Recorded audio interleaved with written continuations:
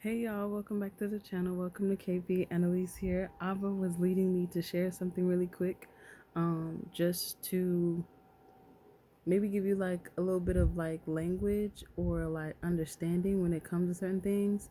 Um, Especially when you're following Abba and you're following Abba with the promises that he gives you, because he's not just giving you one promise, he's giving you promise after promise. And we don't understand that it takes time and there is a process, just like you're cooking. Just as we're coming into this holiday season, or in the holiday season, you have uh what is it, like Thanksgiving. So with Thanksgiving, so just as we're coming into Thanksgiving season, or like the holiday season, when you're cooking Thanksgiving dinner, um, especially more us that are just like, I wouldn't say more traditional, but definitely like to get busy in the kitchen. Definitely like to throw down Chef Boyardee over here.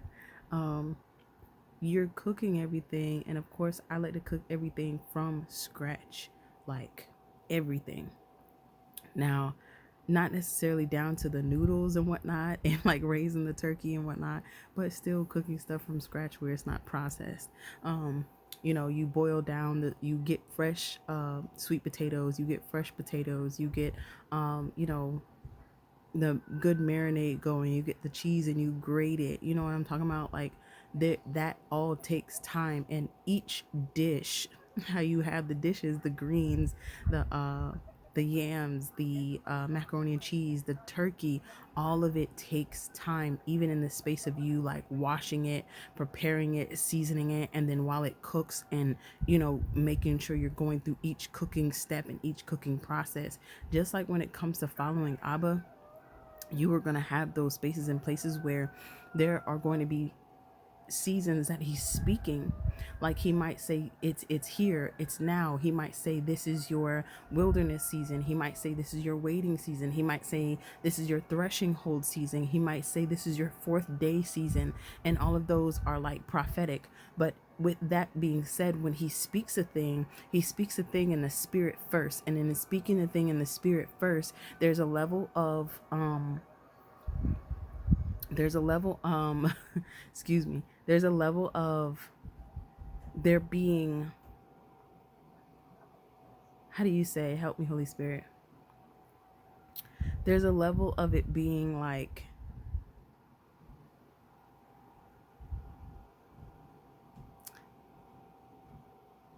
mm,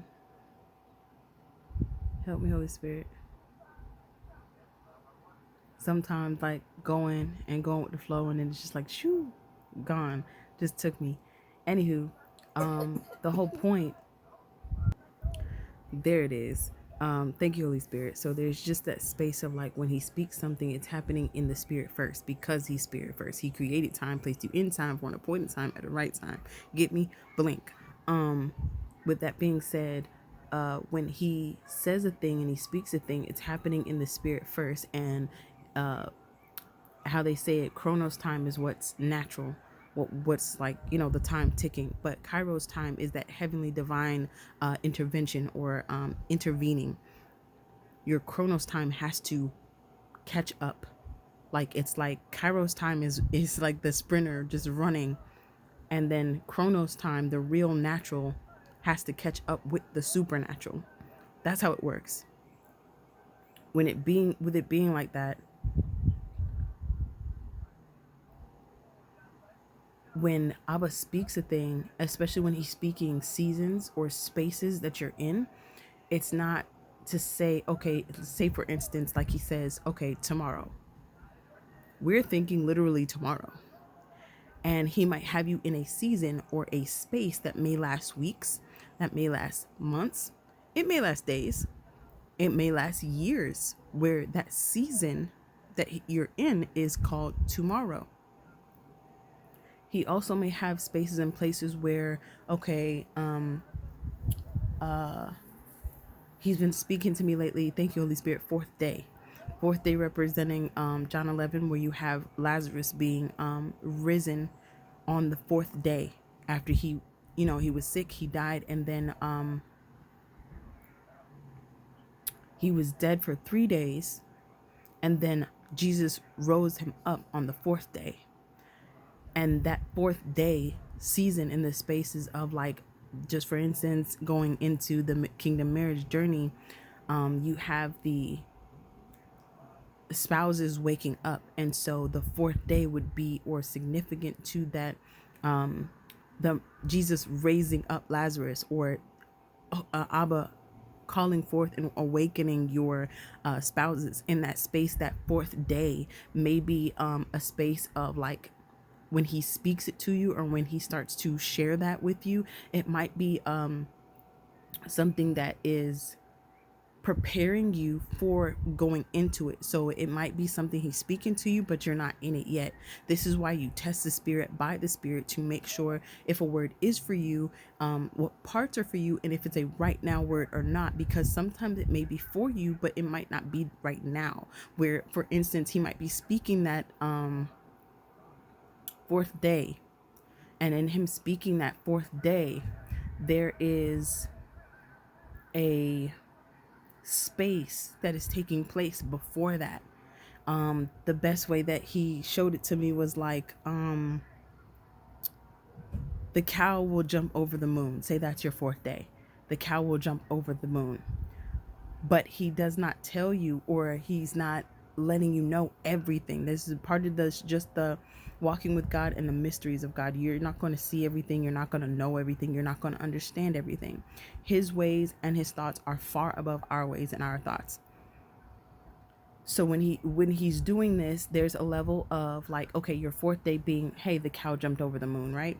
But the cow jumped over the moon after the cat went into the barn, after the rooster crowed 3 times, after the owl flew into his home, after the bunny rabbit burrowed into their rabbit hole. You get me? So there were spaces and places of, like, processes and things taking place before that. It's almost like steps and processes, just like when you're making mac and cheese or something. So there are spaces and places that take place before the cow jumps over the moon, which is your fourth day.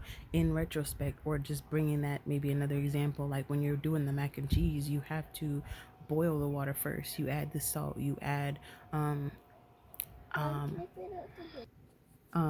I've learned I usually would put like butter or oil in it, but I've learned recently, like, okay, when you don't do the butter and the oil, it, like, it helps the cheese and whatnot stick to the noodles. So of course, I tried it, of course, trying different hacks and whatnot, because I like to just mix and match and do different things in the kitchen. But you boil the noodles. After you boil the noodles, you got to strain them. After you strain them, you have to season the noodles. After you season the noodles, most of us are going to make a roux, and we're going to make the roux. I usually make mine with, like, milk, cream, butter, cheese, and then, like, whip it together. I don't like using the flour, but sometimes I might use a little bit of cornstarch to kind of thicken it. Add a little bit of seasoning to the roux, and then you see how there's steps. There were steps for the macaroni, there's the steps for the roux, but then you're layering it together, kind of like a lasagna, where you got the noodles, you got the roux.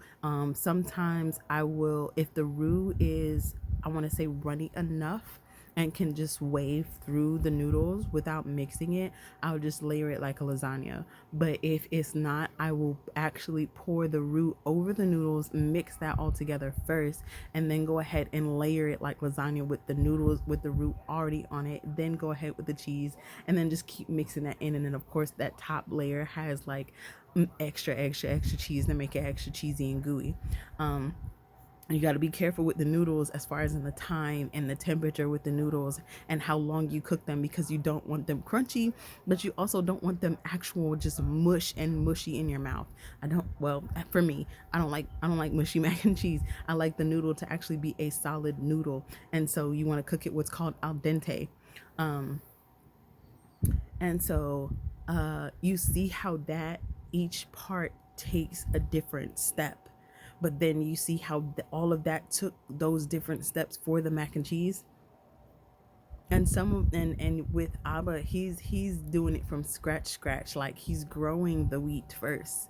After he grows the wheat, he's gonna take the wheat and he's gonna go ahead and grind the wheat. After he grinds the wheat, he's gonna go ahead and mix the eggs in to actually make a dough, to then put the dough through the noodle, what you call it. And he might, because he's God, I'm gonna do every individual noodle. Abba does things in absolute perfection, and he of course takes very much so care and meticulousness in the detail and intimacy and intentionality in all that he does. And so he's gonna do this for you where it's like the purest of pure, the most richest of riches. Like he's gonna do it so that it's like it's the best thing you ever had. It's the best thing you ever tasted. And so it takes time. But you see how that took time for the mac and cheese? The mac and cheese might have been the owl flying into their home. The greens might have been the bunny burrowing into the barrel. The cornbread, and the stuffing might have been the cat running into the barn. And then, the what is it? The yams might have been the rooster crowing 3 times when the sun came up. And then the fourth day, which is your spouse, might have been the turkey. You get what I'm saying? That big part of that. But each part takes a process to it. Abba has one way to do a million things, and he has a million ways to do one thing. You cannot box him in about how he's going to do something, when he's going to do something, or even how it takes place. I can't remember what word it was or what word it was in. I can't remember, but I was talking about the different A's. Like, okay, you have the letter A, and then you see how the letter A, it might be a 3D letter, it might be a cursive letter, it might be just a regular letter. Just different ways to write the letter A in that space. It may look the same or be similar, like, all of us going through kingdom marriage journeys where you have divine separation and you have divine restoration. um, each of us have something that's, how you say, similar or the same, where we're going through a journey and there's separation and there's restoration, but it doesn't look the same. The cursive A doesn't look like the regular A. The cursive A and the regular A doesn't look like that 3D block A. You get me? And so I was just saying that, especially for the ones that are prideful, the ones that can't wait, the ones that have no patience, you're definitely going to be trained up in a space of one of the fruits of the spirit, which is patience. You're going to have patience, and you're also going to have long suffering. Those two come into place when it comes down to the promises, especially how long they take. The You're thinking, okay, tomorrow really means tomorrow, but no, tomorrow may just be a space or a season that you are in the space that tomorrow may mean the next couple of months. Tomorrow may mean the next couple of weeks. Tomorrow may mean by this time next year. Get me? So you cannot, this is where I was saying, you have to rip up the calendar. You have to rip up your clock. You have to rip up your timer. You have to rip that up completely, especially when it comes to the things and the ways of God, because you cannot box him in as far as in time. He created time and placed you in time. You can't box him in with time on how long he's taking with something, or the things that he's doing, how long it's supposed to be.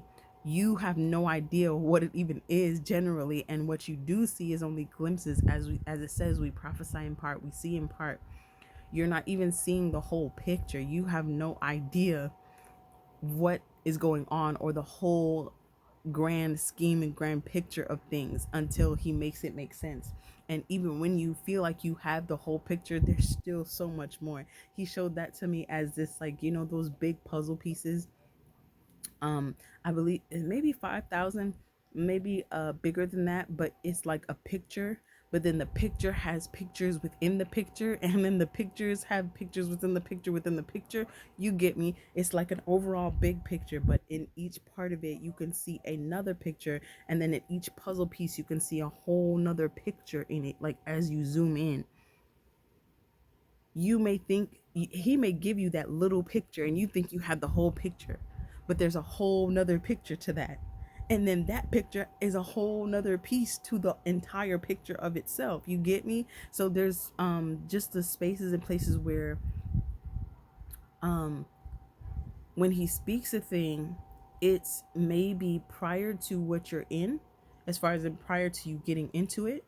But then when he speaks a thing, excuse me, and you're actually in it, you being actually in it is not a hey, tomorrow literally means tomorrow. Tomorrow may mean a space or a season of tomorrow, where that might take a couple weeks, a couple months, this time next year. And trust me, it will blink by. How they say the days are long but the years are short. I'm like, I swear 2025 just started. Like, what happened? What happened? Um Anyways, yes, Abba's just giving that caveat, that reminder there, just so you are aware and you're not sitting here like, okay, I heard this word. And that's also why you bring words back to Abba, so he can let you know, because you could get that heart sick or that heart deferred when you are, how do you say, grabbing onto words that sometimes may be for you, but may not be the timing for it. You have to really bring that back to Abba so he can show you. You have to really bring that back to Abba to, so he can break that down, because otherwise you're going to have hope deferred. And um, sometimes it gets to the point of where it's like almost your heart is sick, you know. And hope deferred, no, it says hope deferred makes the heart sick. And Coach says it. She's like, it wasn't sick, mine was infected, and you had to give me a whole new heart, because you grab onto the word, you grab onto the word, you grab onto the word, and then you feel like nothing is happening, where maybe that word wasn't even for you, and you're prematurely grabbing onto it because you have itching ears and you want something so bad, or you're prematurely grabbing onto it in the space that you just want it so bad, you want it to be yours. I feel like I just said that. And then you, maybe it was yours, but it just wasn't the timing for it, where he's basically giving you downloads as far as in future, so you can see, okay, this is what's going to be happening, this is what's going on, because he will let us know things, he will let us see things. James 1 and 5, um I'm paraphrasing, it speaks on how you he will give wisdom, and he won't uphold wisdom. Ask for it and he will give it to you. He's not going to just not give you wisdom. Now, of course, that's in the space of having the right posture and heart with it. He's not just going to give wisdom to somebody. Anywho, he does not uphold um, wisdom for those who seek him, and those who seek that wisdom to understand. He's not upholding it. He will let you know things. And if he doesn't let you know, then it's not for you to know. And it's okay to be in that space where you just don't understand. It's okay to be in that space where you just don't know what season it is. Yes, petition Abba, what season am I in? So he can show you and he can tell you. But sometimes you don't know what season you're in. It's kind of like a how they say it's a manna season. Like, what is it? Manna means what is it? But it's a season where it's just, you have to basically be silent in your feelings. Don't speak your feelings out. However, you have to also be in a space of endurance, long suffering, and patience. And thank you, Holy Spirit. He's bringing to my attention this space where I'm like, you know, sometimes it feels like, if y'all watch Naruto, of course, I'm an anime head, Asian head, Asian drama head, uh, and of course, Naruto is one of them. So Naruto, you already know they have the what is it? Ninjutsu, taijutsu, and then the genjutsu. The genjutsu is basically a ninja art that um, basically plays with your psyche.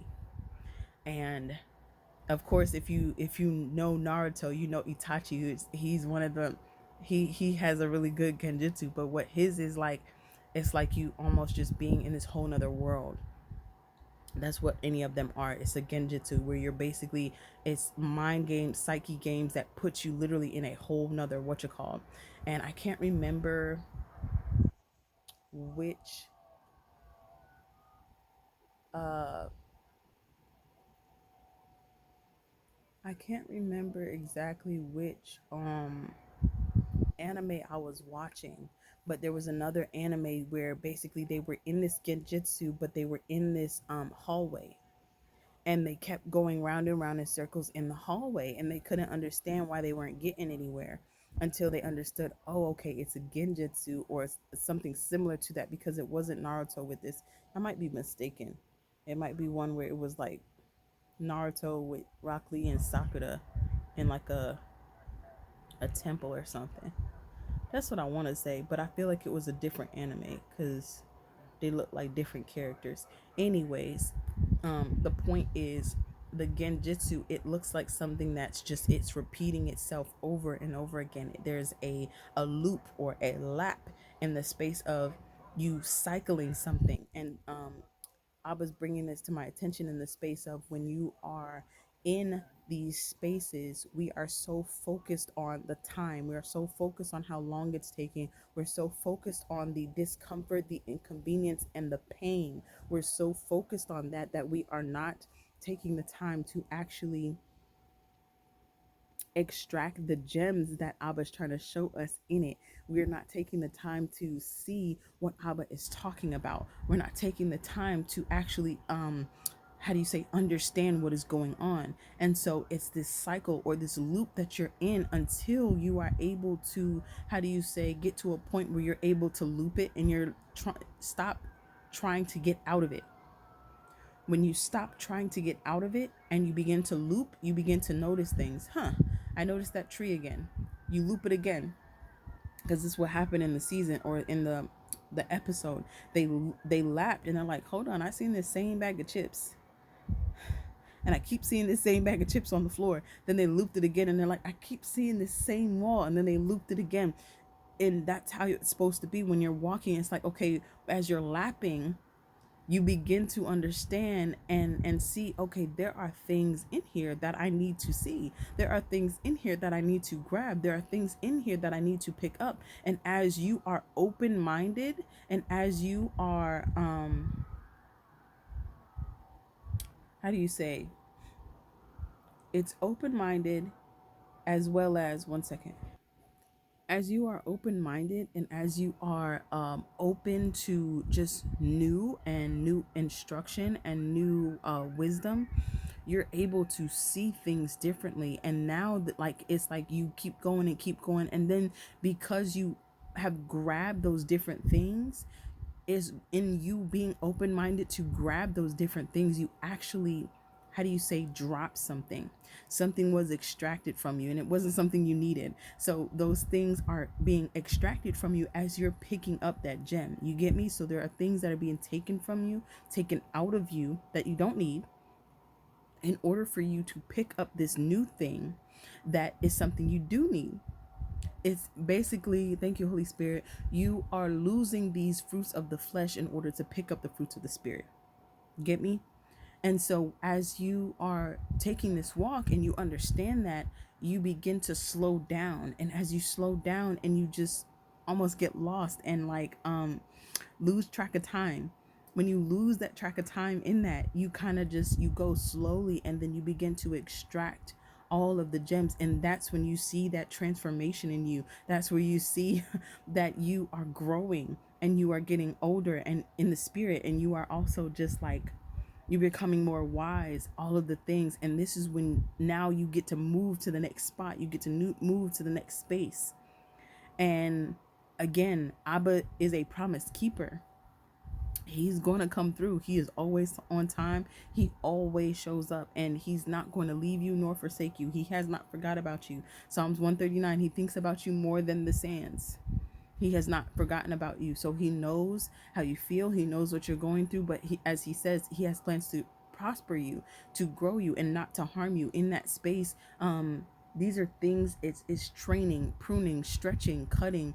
It's James, it's not James, it's John 15. I cut you when you don't have fruit, and I cut you when you do have fruit, so that you may produce more fruit. It's for you to be able to produce more and more and more. In that space, when you're doing a plant and you actually clip a plant in a certain area, it's like cultivating a plant. You can clip it and grow it again. You can clip it and grow it again. I cut you that you may have more fruit. You get me? So this is where I was speaking in the sense of like, hey, you Not everything is what it seems. And when you're going through this space and place of like these different cycles and these different spaces and places, you want to make sure that you are taking your time, being intentional, being thorough, and allowing Abba to show you the gems and being able to extract the gems that he's showing you. You want to be able to show, you want him to be able to show you what's there. And as you do so in the showing of, as you do so and allow him to show you what's there, there's a level of you being able to grow. But the whole point and what I'm saying is you got to lose that track of time. You got to get lost in it. If you're not getting lost in it, you're clocking Abba, which is distracting you, and it's distracting you from what you should be learning and could be learning a lot faster if you surrender the clock. Surrender the clock, surrender the calendar, surrender the timer, and you will see so much unfold in the space of you learning and growing. And you're going to be learning and growing so much with Abba, you're not even going to be thinking about the time. You're not even going to really be thinking about the promise. You're not going to even really be thinking how long the macaroni is taking, how long the yams are taking, how long the greens are taking, how long the turkey is taking. But that's all Abba had for me to say. Yeah, just that caveat of just like, hey, when he's speaking a thing, it's in spirit first, so the natural has to catch up with the supernatural. And then even when it does catch up with the supernatural, like, hey, it's here, it's time, it's now, that tomorrow may not be literally tomorrow. It will be a space in place of like, okay, over the weeks, over the months, over the couple years, that is your tomorrow. Get me? But take this back to Abba, test the spirit by the spirit. Remember, God is love, Jesus the way, the truth, and the life. And yeah, ciao.